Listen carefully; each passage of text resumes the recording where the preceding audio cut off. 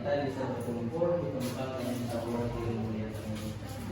Salawat serta salam kita aturkan kepada baginda Muhammad sallallahu alaihi wasallam, kepada keluarga, sahabat, dan kita semuanya yang mengikuti teladannya hingga akhir zaman. Yang terhormat Ibu Lurah yang sudah membersamai kita semua, terima kasih sudah diberikan tempat untuk kami. Kemudian yang terhormat para ibu kader yang sudah mempromosikan hal ini, yang sudah membantu kami untuk mengumpulkan ibu-ibu serta balitanya. Kemudian yang terhormat teman-teman mahasiswa Universitas Palembang yang sudah bisa bekerja sama untuk terselenggaranya acara ini. Baik, sebelumnya perkenalkan terlebih dahulu karena tak kenal maka tak sayang. Udah saya ditinggalin dalam hidup. Perkenalkan, nama saya Abdul Latif, bisa dipanggil Latif. Abdul ya. Biasanya James.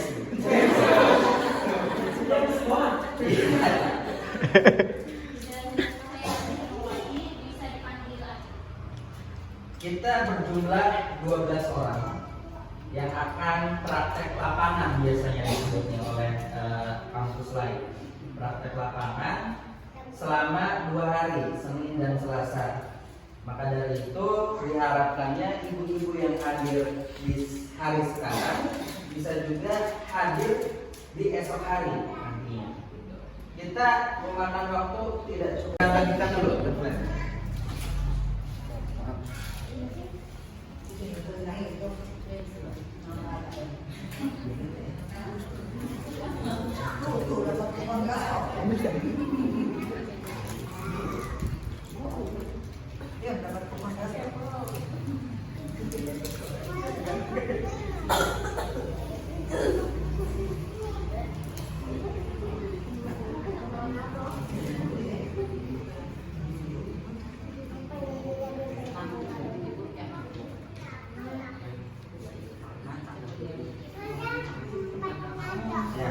Sudah kebagian semua? Belum? Ya, sudah ya?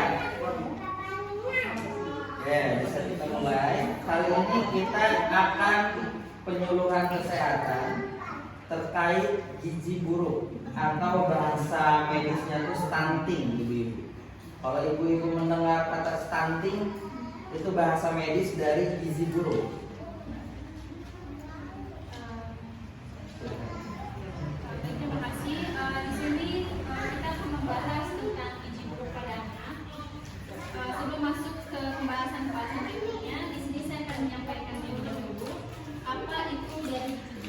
Ada yang tahu nggak? Ada yang tahu nggak di sini? Apa itu? Di fotonya di gizi buruk. Nah tuh, ada di foto tuh, gizi buruk. Oh, di kampungnya namanya Tuan Bangkai. Salam bangkai. Kalau stunting itu kan pendek. Kalau gizi buruk saya di nama. Ya. Gizi buruk kan gini nih. Kurang gizi ya, bahasa populernya kurang gizi. Kalau bahasa Perancisnya itu bahas etik.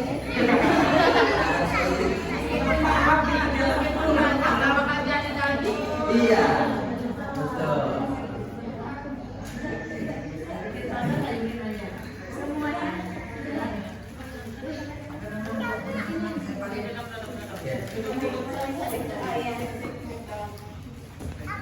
Jadi lanjut. Nah, di sini saya itu gizi buruk. Gizi buruk merupakan salah satu masalah kesehatan di mana kondisi seseorang yang kekurangan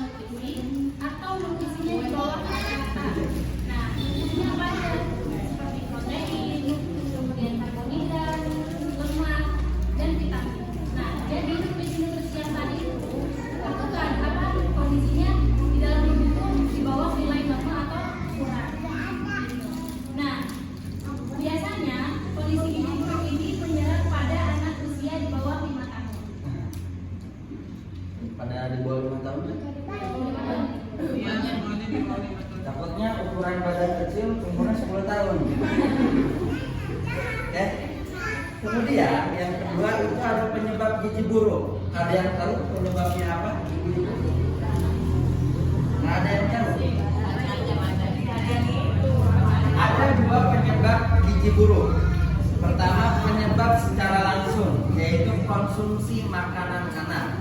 Nah, terkadang ibu-ibu yang belum paham terkait makanan di usia anaknya, itu salah satu faktor penyebab gizi buruk. Contoh, anaknya baru lahir nih, yang harusnya dikasih ASI malah dikasih nanas. Itu kan salah satu faktor penyebab karena tidak sesuai makanan si bayinya. Itu salah satu faktor penyebab terjadinya gizi buruk. Kemudian penyebab tidak langsungnya, ketersediaan makanan. Nah, makanan anak yang tidak diberikan makanan secara teratur dan gizi yang didapat oleh si anak itu bisa menyebabkan terjadinya gizi buruk.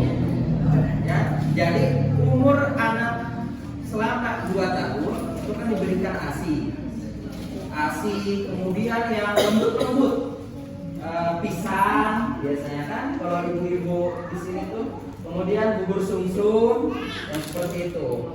Nanti ketika beranjak lebih dari 2 tahun biskuit regal, nah, biasanya tuh. Kemudian apa lagi ya?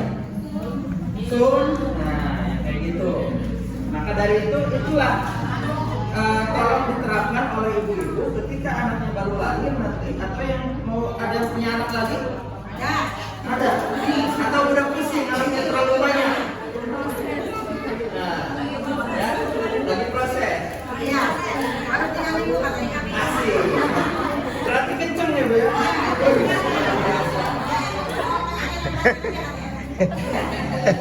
Nah, kemudian pola asuh ibu-ibu dari pemberian ASI, pola makan, pola hidup anak, ya.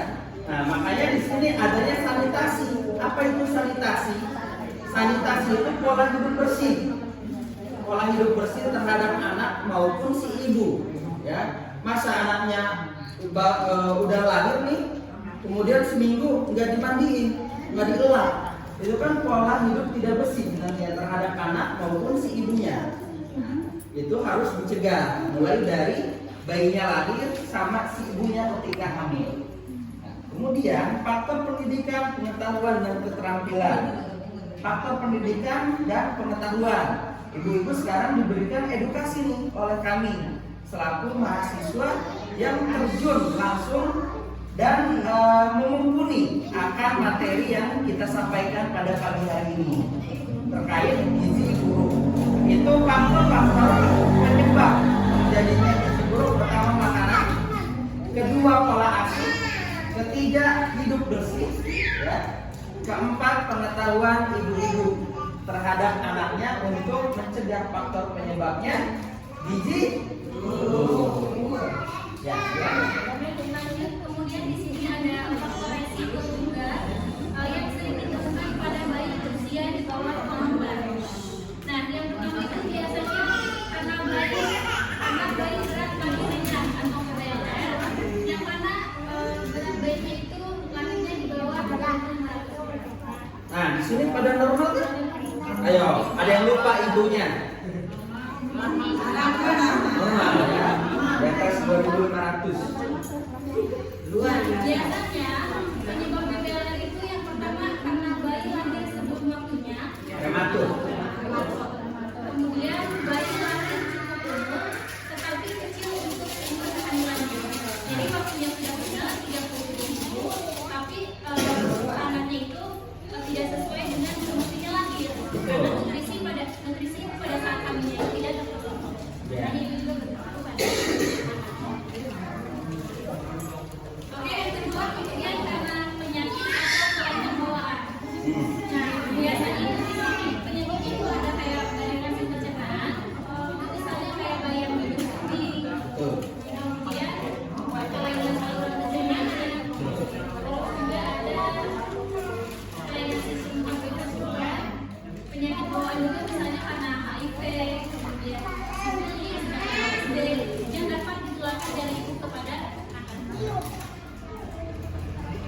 Sampai sini ada yang ditanyakan? Wah, penjelasannya agak baku nih, teman-teman mahasiswa. Boleh ditanyakan. Takutnya bahasa kami tidak nyambung sama bahasa ibu nantinya. Kamu nanya? Tanya. Lanjut. Oke. Tadi udah pengertian, kemudian penyebab terjadinya gigi buruk, ya. Sudah. Kemudian tanda dan gejala sudah diberitahu. Sekarang yang keempat, yang keempat itu ada dampak gigi buruk. Nih, dampaknya sering terjadi sama anak-anak zaman sekarang. Awas, ini perlu diperhatikan, harus diperiksa itu ke bagian medis. Terdapat beberapa dampak yang akan dialami oleh anak dari status gigi yang kurang pada anak. Yang pertama, terhambatnya pertumbuhan pada anak. Ada yang ingin ditanyakan di nomor 1 ini? Terhambatnya pertumbuhan pada anak. Nah, contoh, ada di sekitar kita orang-orang yang cebol. Ada? Itu bukan termasuk gigi buruk. Karena pendek, itu faktor keturunan itu bisa. Betul. Ya, karena ciri gigi buruk itu ada 2 ciri yang paling utama. Pertama, tumbuh kembangnya terhambat. Kedua, faktor postur tubuhnya yang tidak sesuai. Nah, itu ada 2 yang ciri menonjol terhadap gigi buruk. Orang-orang cebol itu belum berarti termasuk ke dalam ciri gigi buruk. Kemudian yang kedua, anak menjadi malas melakukan aktivitas. Nih, kalau anaknya di usianya yang harusnya bermain, dia malah tidur. Yang seharusnya dia main lato-lato, dia malah mainin apa? HP, gadget. Nah, itu dia cenderung untuk tidak ingin melakukan aktivitas. Nah, itu perlu dipantau oleh ibu-ibu. Apa yang saya lakukan? Takut terhambat pertumbuhan, ya. Kemudian postur tubuhnya nanti yang kurang membaik. Kemudian terganggunya imunitas pada anak. Halo adik. Halo. Pengen tahu? Aktif bagus ya. Anak bagus. Iya. Yang ketiga, terganggunya imunitas pada anak. Nah, makanya sekarang ada anjuran pemerintah terkait imunisasi. Nah, itu salah satu mencegah terjadinya gigi buruk. Makanya anak-anak yang belum diimunisasi itu perlu diwaspadai. Makanya saya mendengar kabar dari Bu Lurah di sini tuh sering ada posyandu. Nah, itu harus dimanfaatkan oleh ibu-ibu karena fungsinya posyandu salah satunya untuk mengecek anak-anak ibu nih yang belum imunisasi. Nah, itu harus segera diproses imunisasinya. Kemudian selanjutnya terhambatnya pertumbuhan otak pada anak. Nah, rata-rata anak yang terkena gigi buruk itu sulit berpikir, Bu. Sulit untuk menerima masukan, sulit untuk menerima materi, terutama pendidikan. Nah, itu sulit terhadap anak gigi buruk. Makanya kalau ada anak ibu yang tidak mengenal ibunya, nah, beli masak ke warung. Nah, itu waspada itu. Ya, tapi memang apa emang kebiasaan itu? Kalau kita menyebut dulu. Gawat. Kemudian perubahan perilaku pada anak, seperti anaknya nggak tenang, ya. Kemudian mudah menangis, nggak ada faktor apapun tapi menangis tiba-tiba, entah itu kesakitan perutnya akibat postur tubuhnya yang tidak sesuai. Nah, itu menjadi faktor. Kemudian dampak kelanjutannya terjadinya perilaku apatis, ya. Bisa dilanjut selanjutnya? Belum. Nah, di sini ada tanda-tandanya.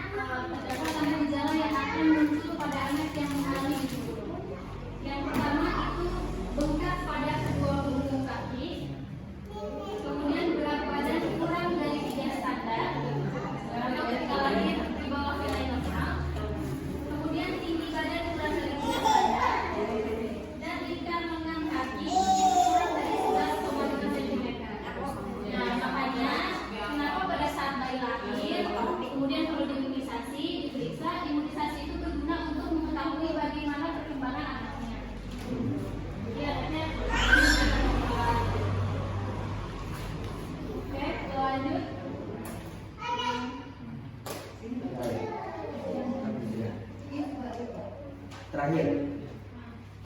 Pada masuk. Oh belum. Masih mau ngobrol. Di sini kita ngegosip ya. Akhirnya ada apa? Oke, di sini lanjut bagaimana pencegahan gizi buruk. Nah, di sini terdapat beberapa pencegahan agar tidak terjadinya gizi buruk pada anak. Abah. Yaitu sebagai berikut. Yang pertama, peningkatan aspek pengetahuan, sikap dan perilaku ibu. Jadi dengan pengetahuan ibu, wawasan ibu itu menjadi bekal yang dilakukan kepada anaknya supaya anak itu tidak terjadi gizi. Cicun. Kemudian yang kedua, Cicun. sumber gizi makanan pada anak. Nah, jadi gizinya itu perlu diperhatikan, gizi apa yang sudah ada, kemudian sudah pas atau belum, kemudian gizinya itu baik atau tidak dan sesuai atau. Nah, kemudian ada penyimpanan makanan agar tidak menurunkan nilai gizi dan peningkatan program di fasilitas kesehatan, puskesmas, rumah sakit dan posyandu terkait gizi pada anak. Halo. Hai. Halo, hai. Sudah pada fokus? Fokus ya. Intinya pencegahan gizi buruk itu sudah dimulai sejak ibu-ibunya dalam keadaan hamil. Itu sudah mulai dicegah gizi buruk. Kemudian ketika anaknya sudah lahir dan proses tumbuh kembang, tolong dijaga 4 sehat 5 sempurna. Bukan 4 sehat 5 sekarat. Bahaya itu anaknya. Sebel. Itu penjelasan dari kami terkait gizi buruk. Semoga bisa dipahami, bisa diterapkan, walaupun penjelasannya singkat, padat, akurat, insya Allah. Sebelumnya ada yang ditanyakan? Ya, betul. Kebanyakan ya. Ada yang ini yang badannya Betul. tapi otaknya dia pintar. Betul. Ada yang bodinya bagus, badan gede tapi dia otaknya kurang. Nah, itu yang gimana itu? Yang disebut Ya, apa itu gitu? Mana yang gizi buruk itu apa yang badannya gede tapi otaknya nol? Apa yang kecil tapi otaknya pintar? Itu mana yang gizi buruknya? penjelasan dari ibu ini, ada yang tubuhnya gemuk, bagus, tapi pola tangkapnya itu baik, cerdas. Kembali. Ada yang gemuk, pola postur tubuhnya bagus, tapi daya tangkapnya kurang. Ada yang kurus, tapi daya tangkapnya bagus. Dua-duanya tidak termasuk dalam kategori gizi buruk. Tidak termasuk. Karena ciri-cirinya balik lagi. Pertama, postur tubuhnya yang tidak sesuai, ya, tinggi, pendek, no. Itu kan kurus tuh, itu tidak sesuai. Kemudian gizi buruk tuh bukan gendut ya, bukan. Itu bukan gizi buruk, ya. Itu perlu diingat sama ibu-ibu. Dua ciri tadi yang saya jelaskan terkait tinggi badannya, kemudian postur tubuhnya. Itu ciri-ciri gizi buruk. Memang yang daya ingat itu termasuk dalam faktor tentunya dampak. Cuman kita fokus ke dua ciri ini dulu, baru nantinya ke dampaknya. Gitu. Termasuk salah satunya daya ingat dan daya tangkapnya yang kurang. Itu memang ini hanya teori, tapi benar-benar di lapangan jauh berbeda nantinya. Ada beberapa anak yang ini gizi buruk bukan ya? Kok gendut tapi dia bagusnya pintar gitu. Ada yang memang seperti itu. Tapi tenaga medis tetap memfokuskannya ke dua ciri. Jadi terus masalah pendidikan ya. Di sini kan faktor pendidikan ya. Ya. Untuk lombanya. Betul. Tapi kenapa kalau lomba balita di kecamatan di kabupaten yang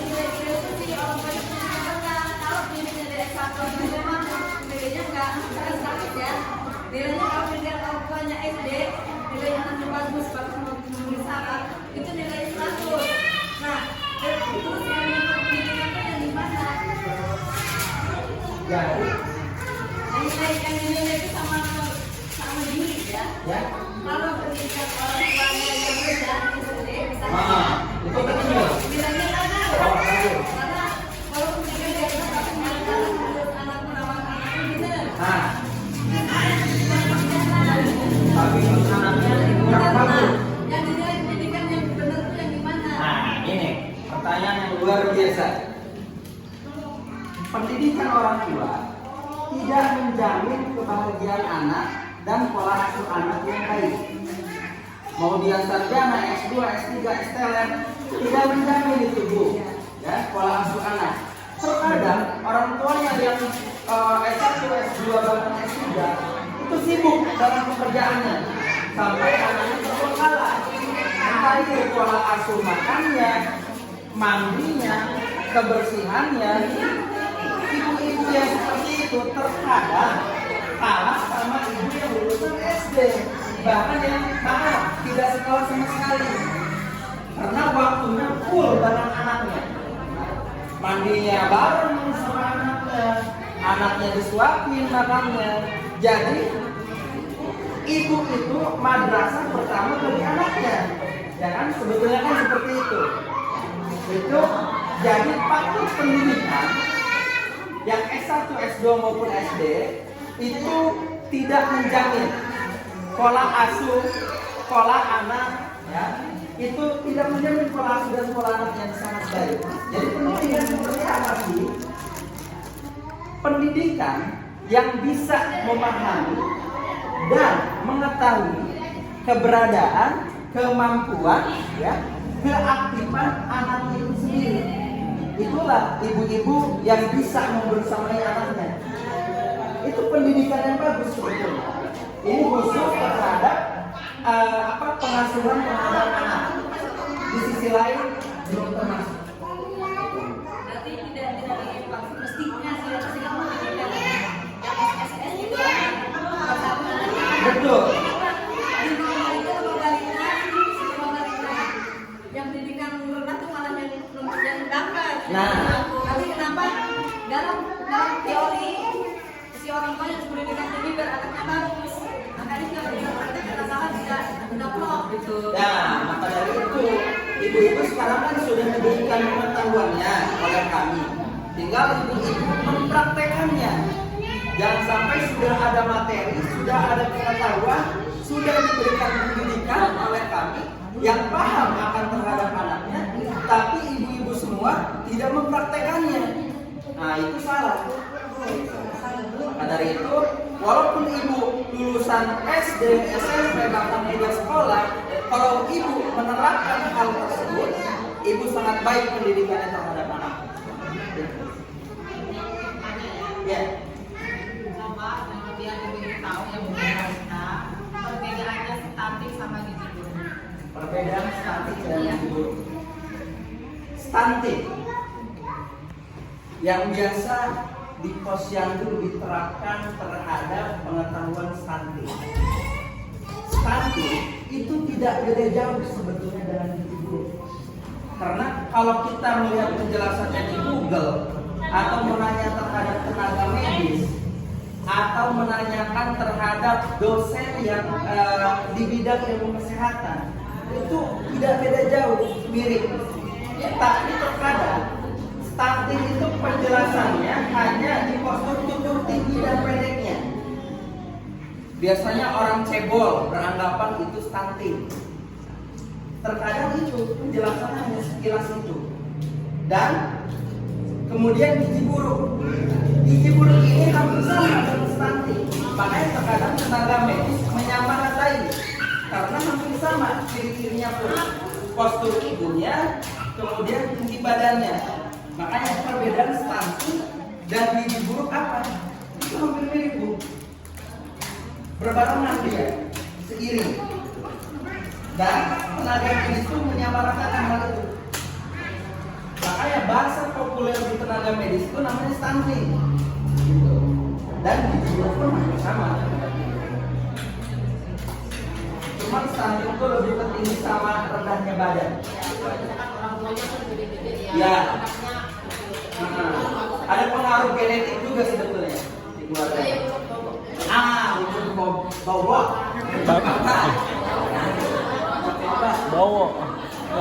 Bawa. Untuk bawa. tuh ibu-ibu siapa yang mau nanya? Ibu kader sama ibu orangnya sudah aktif nih.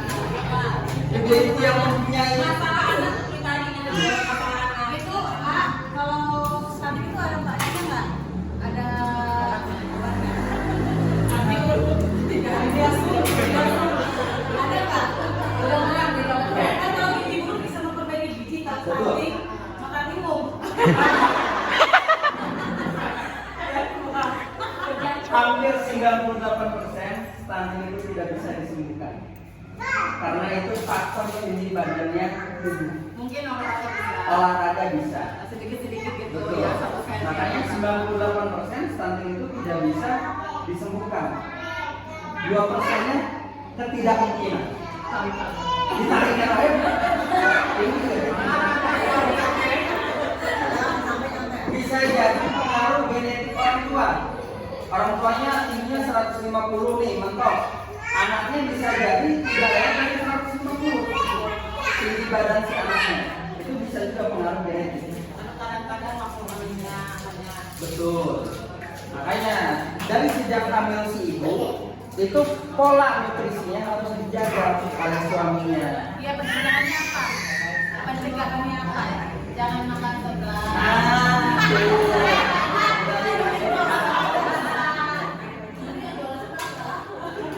Ibu-ibu harus makan buah satu. Ini mah makan sayurnya seblak ya, Bang. Itu ada bu. Kalau dia harus seblak buat enam ya. Ya, Berarti tidak ada pencegahan untuk stunting. Pencegahan untuk stunting tadi ada. ada waktu hamil. Waktu hamil.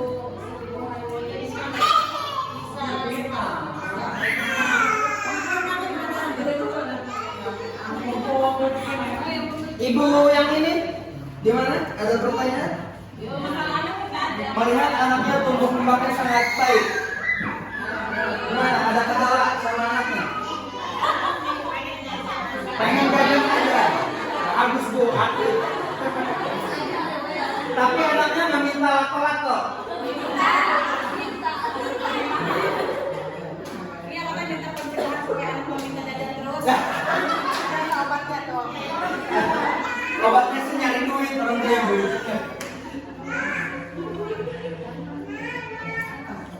Udah kali ya, kalau tidak ada pertanyaan, ya ibu-ibu bisa beraktivitas kembali. Tinggal kita dengan ibu-ibu kadernya untuk posisi. Ingin berbincang secara langsung terhadap perkembangan keluarga di sekitar sini. Oke. Terima kasih ibu atas pendengarannya, ya. Perhatiannya, ya. Antusiasnya. Ibu-ibu semua sudah hadir di sini. Semoga di hari esok ada yang lebih menarik. Door freshnya Gaya. Jadi ibu-ibu satu-satu nih nanti kita wawancara.